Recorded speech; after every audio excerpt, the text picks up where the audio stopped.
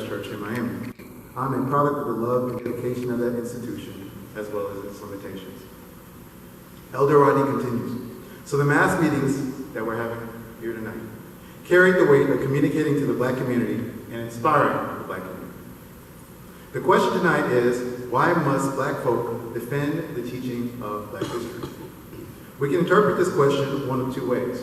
On the one hand, we can take the question as a call to examine Black history's importance to our people's understandings of who we are and where we're going. However, with the context of this conference in mind, I take the question in the word defend to mean, what is attacking Black people? The answer is simple. It's a word we've heard many times here tonight already. It's fascism. Fascism is the political economic order of our time. It takes the racial terror we've been fighting from the beginning and adds increasingly complex and brutal forms of economic repression and psychological warfare. This is important. Without a clear definition of how this ideology operates and its intended goals, we are left scrambling. To make things clear, I will quote our revolutionary ancestor, George Jackson, to provide clarity. The ultimate goal of fascism is the complete destruction of all revolutionary consciousness.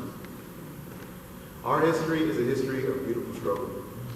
We, as well as the people indigenous to this land, exist as a permanent thorn in the side of grand theories of American history. We pose an existential threat to U.S. empire because we remind them of their illegitimate settler colonial foundations and that our freedom project is, and always has been, diametrically opposed to their interests. Those in power recognize this threat. They recognize that the more clearly we see our own history, the harder we are to control, and the more organized we become. For this reason, we should spread our history like wildfire and use it to orient our people toward the present struggle. That is why we must defend Black history. Personally, I'm tired of defense. It's time to go on offense.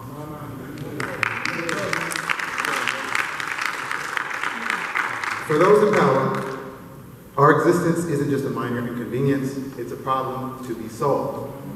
We can briefly examine some measures they've implemented so far as their solution. We've seen academic mercenaries like Chris Rufo, who represent multi-million and billion-dollar think tanks and don't care about our scholarships and are out to destroy CRT, whether it means culturally responsive teaching or critical race theory. They're replacing staff at New College with faithful servants to the tune of $700,000 salaries. Parent brigades like Moms for Liberty, who work like right-wing militias to spy on teachers and students on behalf of DeSantis' administration, are present all throughout the Florida. We've heard some testimonials. I'd like to mention some other testimonials tonight. While teaching history and government, DeSantis liked to debate controversial subjects, including the Civil War. Former Darlington student and 2003 graduate Daniel Pompey recalled to the Times. Like in history class, he was trying to play devil's advocate that the South had good reason to fight the Civil War, to kill other people over owning people, Black people, Pompey told the Times.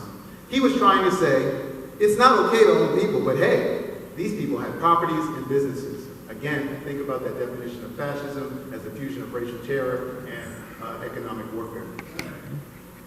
Mansour Adaifi, a former Guantanamo Bay detainee, stated that DeSantis was present when he was force-fed during an effort to break a hunger strike at the prison. DeSantis laughed as Gaddafi vomited in his face. It's clear that fascism is here. I would like to challenge the premise of the question we have more generally.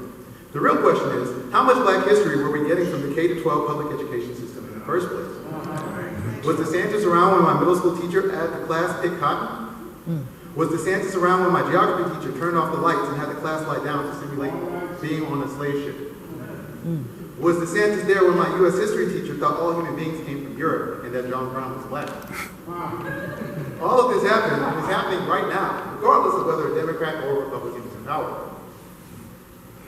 I'd argue that the increased repression is a response to our society failing, and I would urge us to make an analysis that produces solutions beyond DeSantis. Right now, I represent grassroots orgs like the Black Collective and independent media platforms like Black Power Media, where you can find scholars